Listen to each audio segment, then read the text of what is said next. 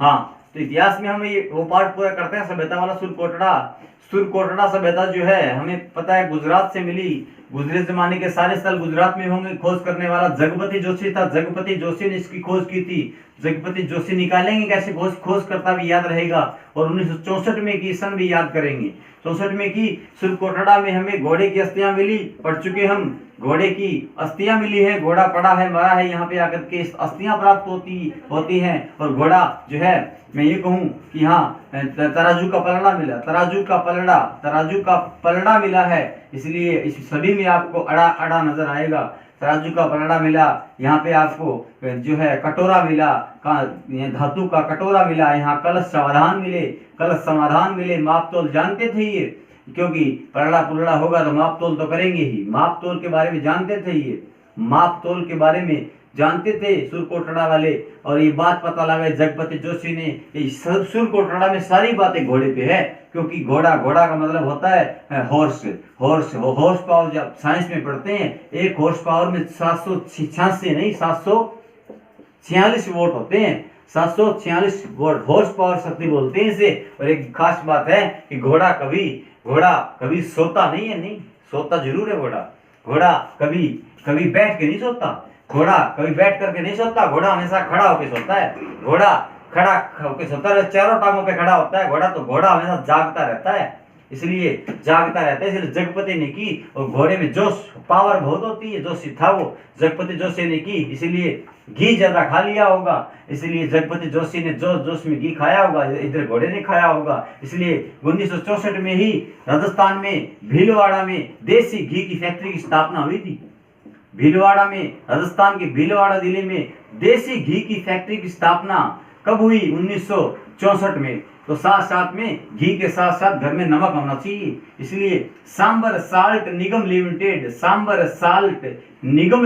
की स्थापना भी 1964 में हुई। और ये केंद्र सरकार के दिन उपक्रम है। और 1964 में कोठारी आयोग बना, क्योंकि घी वगैरह ऐसे बाहर नहीं रखते, घी वगैरह रखना पड़ता है। तो वो तो हमारे घर के अंदर जो हमारा कोठा बोलते हैं, हम घर बोलते हैं, मुख्य हम कमरा बोलते हैं, उसके अंदर होना चाहिए। तो शिक्षा के लिए एक आयोग आया, कोठारी आयोग। वो 1964 में ही आया, 1964 में आया। और 1964 में ही ज्यादा घी खा लिया था, इसीलिए सुर अच्छे निकले जगपति जोशी के सुरकोटड़ा में।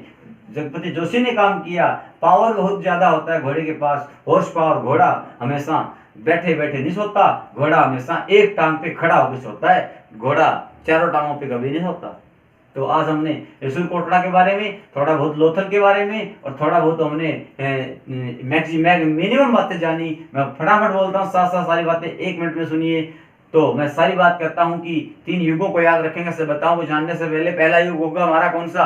पहला युग था हमारा प्राक ऐतिहासिक काल, दूसरा आद्य ऐतिहासिक काल, तीसरा हमारा था ऐतिहासिक युग। ऐतिहासिक काल, प्राक ऐतिहासिक काल में लिखित साक्ष्य हमें प्राप्त नहीं हुए, वो चला गया। और उसके बाद आदि ऐतिहासिक काल में लिखित साक्ष्य जरूर मिले, लेकिन उन्हें आज तो कोई पढ़ नहीं पाया। और ये लिखित साक्ष्य, यानी मैं यूं कह दूं कि सिंधु घाटी सभ्यता लो, चाहे कालीबंगा सभ्यता लो, चाहे आप हड़प्पा मोहनजोदड़ो सभ्यता लो, लोथल लो, वहां कुछ पढ़ा नहीं गया। सिंधु घाटी सभ्यता को जानने का एकमात्र साधन है मोहरे। मोहरों के द्वारा हम जान सकते हैं, लेकिन ज्यादा मोहरें मोहनजोदड़ो से मिली। 1200 मोहरें प्राप्त हुई है। 1200 मोहरें। ज्यादा मोहरें कहां से मिली? मोहरें तो मोहनजोदड़ो से मिलती हैं, तो मोहरें वहां मिली। तो एक ही बात है, सेंधव लिपि, इनकी जो लिपि होती थी सिंधु घाटी वालों की, वो सेंधव लिपि थी। ये दाएं से बाएं लिखते थे, हम लिखते हैं बाएं से दाएं। ये दाएं से बाएं, फिर बाएं से दाएं, फिर दाएं से बाएं, ऐसे सर्पिलाकार आकृति में लिखते हैं सिंधु घाटी वाले, इसीलिए इसको सर्पिलाकार लिपि भी कहते हैं। सर्पिलाकार लिपि भी कहते हैं, इसे सेंधव लिपि भी कहते हैं, गोमूत्र लिपि भी कहते हैं, गोमूत्र लिपि कहते हैं। इस लिपि को पढ़ा नहीं जा सका, लिखा जरूर मिला हुआ है। तो मोहरों के द्वारा पता लगाया गया था। तो अभी आपको पता होना चाहिए, मोहरों का नाम लिया। ज्यादा मोहरें बड़े स्थल में मिलेंगी, ज्यादा बड़े काम बड़े नाम वाले में होते हैं मोहनजोदड़ो में। तो वो बाद में पढ़ेंगे, पहले हमने अभी जो पढ़ा। तो आद्य ऐतिहासिक काल की सभ्यताएं हमारी सिंधु घाटी वाली आई। आद्य ऐतिहासिक काल में जो है साक्ष्य मिले जरूर, लेकिन पढ़े नहीं गए। मोहरों से अंदाजा लगा लिया गया। उसके बाद सिंधु घाटी सभ्यता जो है उसका प्रथम शहर जो था वो सबसे पहले पहले हड़प्पा था, और पहली राजधानी बोलते हैं उसे सिंधु घाटी हड़प्पा को सिंधु घाटी की पहली राजधानी कहा जाता है, जबकि दूसरी राजधानी को मोहनजोदड़ो है।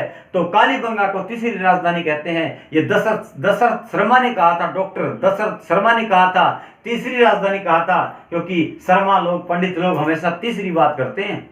तीसरी राजधानी कहने वाला दशरथ शर्मा कालीबंगा को कहा था, लेकिन एक बंदा था, उसका नाम था पीगट महोदय था, और पीगट महोदय ने जो है हड़प्पा और मोहनजोदड़ो को लेकर के कमेंट किया था, यानी एक डेफिनेशन दी थी, एक परिभाषा कही थी हड़प्पा और मोहनजोदड़ो को लेकर के, एक बात कही कि हड़प्पा और मोहनजोदड़ो जो है वो सिंधु घाटी सभ्यता की जुड़वा राजधानी है, जुड़वा राजधानी कहा था दोनों को। वो कहने वाला पीगट महोदय था। गौर से देखिए पीगट को, पीगट में 2 गय मिलते हैं आपको, ये दोनों गय जुड़े हुए हैं, तो जिसके नाम में 2 गय जुड़े हुए हैं, अक्सर जुड़े हुए हैं, वो जुड़वा बोलेगा।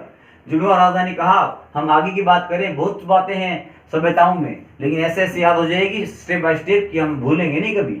यहाँ मेरा उद्देश्य लोक हित करना है निस्वार्थ भाव से, तो पढ़ते रहिए, पसंद आए तो लाइक कीजिए, सब्सक्राइब जरूर कीजिए, ताकि मैं एक अच्छे से प्लेटफॉर्म पे आकर के लंबे वीडियोस आपको दे सकूँ, हर विषय के में लॉजिकली पढ़ा सकें। हमारे पास वो ट्रिक नहीं है कि ऐसे लंबी कहानी लिख दी ट्रिक बन गई, सीधा याद होता है। तो हम बात करें तो हमने 2 सभ्यता के बारे में नाम अच्छा जाना था, और हड़प्पा मोहनजोदड़ो के बारे में तो 2 ही बातें जानी। विशाल चीजें मिलेंगी मोहनजोदड़ो में, और हड़प्पा है दयाराम साहनी में 1921 में, और मोहनजोदड़ो मृतकों का टीला होता है, एक मृतक को ले जाने के लिए कंधे 4 होने चाहिए, 2 इधर 2 इधर।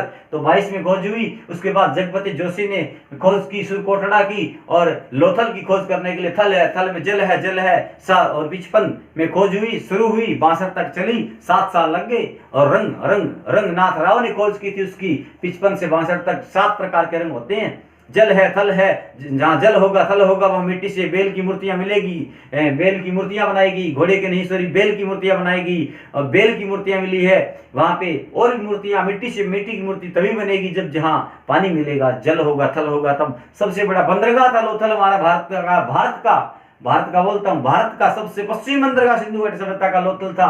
लेकिन वे सीधा पूछ लिया जाए कि सिंधु घाटी सभ्यता का सबसे पश्चिमी बंदरगाह बिना भारत शब्द दिए हुए, तो आएगा सुत कोविडोर। सुत आए, दड़ो आए, दिजी आए, तो पाकिस्तान में आए। तो यह ध्यान रखने वाली बात है। उसके बाद हमने लोथल में थल है, जल है, बंदरगाह में, और व्यापार होना चाहिए, व्यापार होता फारस ईरान से, और फारस की मोहर पड़ गई, गिर गई वहां पे। इसलिए फारस की मोहर कहां से मिली? वो मिली हमें लोथल से। लोथल में मुख्य द्वार, बाकी सभ्यताओं में कभी भी घरों के द्वार मुख्य सड़क पे नहीं खुलते थे, गलियों में खुलते थे, और इसमें द्वार खुलते वो मुख्य सड़क पे खुलते थे। लोथल जो है वो मैं यूं कहूँ सिंधु घाटी सभ्यता में लोथल जो है वहाँ हमें और भी जानकारी बहुत सी प्राप्त मिलती है, लेकिन खास जानकारी आपको मैं बार बता चुका हूँ। लोथल में एक समुद्री माता थी, शिकोत्री माता, उसके बारे में लोथल में जानकारी मिलती है। और लोथल वाले व्यापार करते थे, बंदरगाह होता था, वहां बंदरगाह होते थे, जैसे ये गोदीवाड़ा जहाज रानी डाक यार्ड बंदरगाह होते थे, और बंदरगाह से व्यापार होता था। और इसीलिए लोथल में थल है, थल में थाल कीजिए, थाल का मतलब थाल में भोग लगाइए, चावल बाजरे का भोग लगाइए। भोगवा नदी के किनारे लोथल बसा हुआ है, भोगवा नदी के किनारे लोथल बसा हुआ है गुजरात में। और भोग लगाने के बाद खाएंगे क्या? खाएंगे गेहूं और जौ। तो खाने के लिए खाद्यान्न फसल गेहूं थी, गेहूं को ऐसे नहीं खा सकते, इसलिए हमें गेहूं को आटे पे चक्की पे ले जाना पड़ेगा। चक्की के पाट मिलते हैं कहां से? हमें वो चक्की के पाट कहां से मिले? लोथल से मिले। लोथल में ही अग्नि वेदिकाएं मिली है लोथल से, क्योंकि जहाँ थल है जल है वहाँ आग तो होनी चाहिए, अग्नि वेदिकाएं प्राप्त हुई। उसके बाद अगला स्थल सुरकोटड़ा गुजरात में, और जगपति जोशी ने 1964 में खोज की, और सुरकोटड़ा में घोड़े की अस्थियां, घोड़ा अड़ा पड़ा मरा तो पतन हो गया। तो सिंधु घाटी सभ्यता के पतन का पता हमें कहां से मिला? सुरकोटड़ा से मिला, लेकिन पत्तन नगर कहा जाता है, तो वो है हमारा लोथल। पत्तन यानी बंदरगाह, विशाखापत्तनम बंदरगाह। पत्तन और पतन में अंतर होता है, अंत हो गया यहाँ पे। और यहाँ पे घोड़ा अड़ा पड़ा, सुरकोटड़ा कटोरा मिला, वहाँ सारी बातें ऐसे जोड़ के याद रख लीजिए। और कलश मिला, कलश यानी घड़ा यानी घोड़ा, वो सारी बातें जुड़ के याद हो जाएगी। और 1964 में हॉर्स पावर यानी जोश आ जाएगा।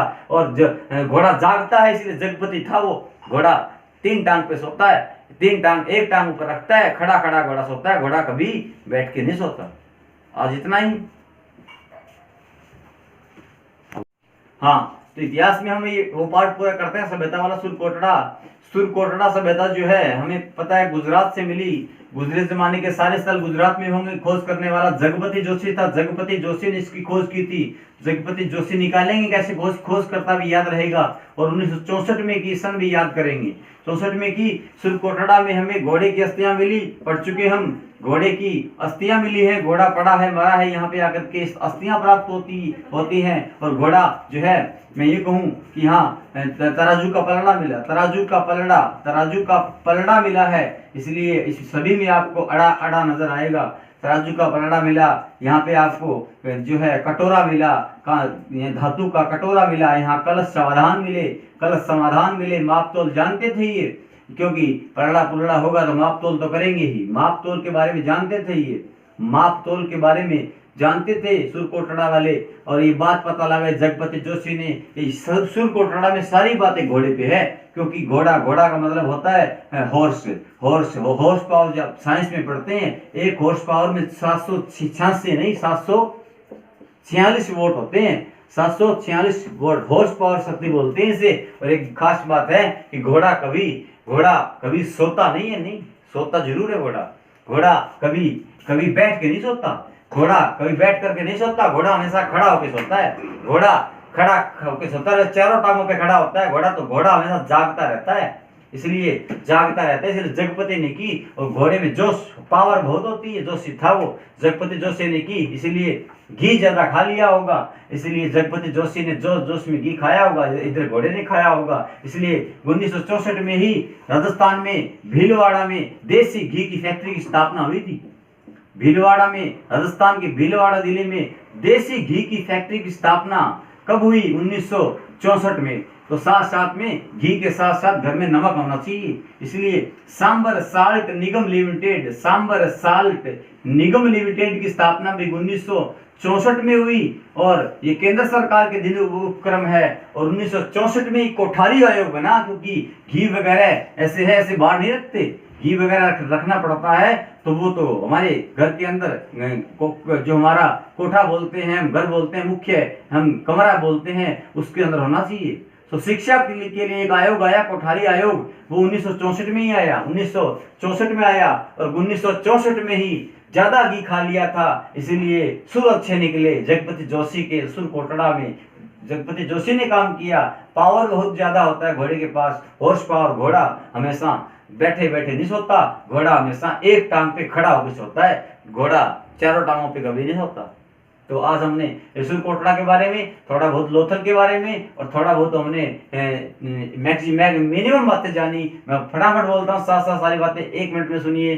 तो मैं सारी बात करता हूँ कि 3 युगों को याद रखेंगे सभ्यताओं को जानने से पहले। पहला युग होगा हमारा कौन सा? पहला युग था हमारा प्राक ऐतिहासिक काल, दूसरा आद्य ऐतिहासिक काल, तीसरा हमारा था ऐतिहासिक युग। ऐतिहासिक काल, प्राक ऐतिहासिक काल में लिखित साक्ष्य हमें प्राप्त नहीं हुए, वो चला गया। और उसके बाद आधे ऐतिहासिक काल में लिखित साक्ष्य जरूर मिले, लेकिन उन्हें आज तो कोई पढ़ नहीं पाया। और ये लिखित साक्ष्य यानी मैं यूं कह दूं कि सिंधु घाटी सभ्यता लो, चाहे कालीबंगा सभ्यता लो, चाहे आप हड़प्पा मोहनजोदड़ो सभ्यता लो, लोथल लो, वहां कुछ पढ़ा नहीं गया। सिंधु घाटी सभ्यता को जानने का एकमात्र साधन है मोहरे। मोहरों के द्वारा हम जान सकते हैं, लेकिन ज्यादा मोहरें मोहनजोदड़ो से मिली। 1200 मोहरें प्राप्त हुई है। 1200 मोहरें। ज्यादा मोहरें कहां से मिली? मैं मोहरें तो मोहनजोदड़ो से मिलती हैं, तो मोहरें वहां मिली। तो एक ही बात है, सेंधव लिपि, इनकी जो लिपि होती थी सिंधु घाटी वालों की, वो सेंधव लिपि थी। ये दाएं से बाएं लिखते थे। हम लिखते हैं बाएं से दाएं, ये दाएं से बाएं, फिर बाएं से दाएं, फिर दाएं से बाएं, ऐसे सर्पिलाकार आकृति में लिखते थे सिंधु घाटी वाले। इसीलिए इसको सर्पिलाकार लिपि भी कहते हैं, सर्पिलाकार लिपि भी कहते हैं, इसे सेंधव लिपि भी कहते हैं, गोमूत्र लिपि भी कहते हैं, गोमूत्र लिपि कहते हैं। इस लिपि को पढ़ा नहीं जा सका, लिखा जरूर मिला हुआ है। तो मोहरों के द्वारा पता लगाया गया था। तो आपको पता होना चाहिए मोहरों का नाम लिया। ज्यादा मोहरें बड़े स्थल में मिलेंगी, ज्यादा बड़े काम बड़े नाम वाले में होते हैं मोहनजोदड़ो में। तो वो बाद में पढ़ेंगे, पहले हमने अभी जो पढ़ा। तो आधे ऐतिहासिक काल की सभ्यताएं हमारी सिंधु घाटी वाली आई। आधे ऐतिहासिक काल में जो है साक्ष्य मिले जरूर, लेकिन पढ़े नहीं गए। मोहरों से अंदाजा लगा लिया गया। उसके बाद सिंधु घाटी सभ्यता जो है उसका प्रथम शहर जो था वो सबसे पहले हड़प्पा था, और पहली राजधानी बोलते हैं उसे सिंधु घाटी हड़प्पा को सिंधु घाटी की पहली राजधानी कहा जाता है, जबकि दूसरी राजधानी को मोहनजोदड़ो है।